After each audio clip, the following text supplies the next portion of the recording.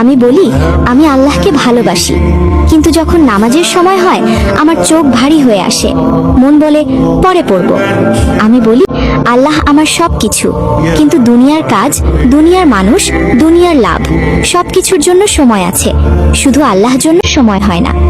আমি বলি আমি মুসলিম, কিন্তু কুরআন খুলতে আমার অলসতা লাগে, আর ফোন খুলতে 1 সেকেন্ডও দেরি হয় না।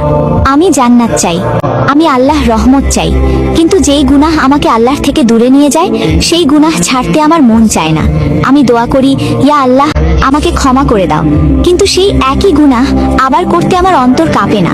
আমি দাবি করি আমি আল্লাহকে ভালোবাসি, কিন্তু তার আদেশ আর আমার নফসের মধ্যে যখন বেছে নিতে হয় আমি বেশিরভাগ সময় নফসকেই বেছে নিই। যদি সত্যি আল্লাহর প্রতি ভালোবাসা থাকতো তাহলে নামাজ বোঝা লাগতো না, কোরআন বিরক্ত লাগতো না, আর গুনাহ করে শান্তি লাগতো না। কারণ ভালোবাসা শুধু মুখের কথা না, ভালোবাসা ত্যাগ চায়, ভালোবাসা আনুগত্য চায়, ভালোবাসা প্রমাণ চায়।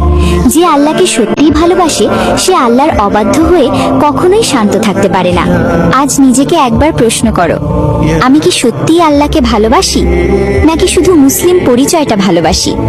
কারণ আল্লাহকে ভালোবাসা মানে তাকে জীবনের প্রথম স্থানে রাখা, আর যেখানে আল্লাহ প্রথম না সেখানে ভালোবাসাও সত্য না।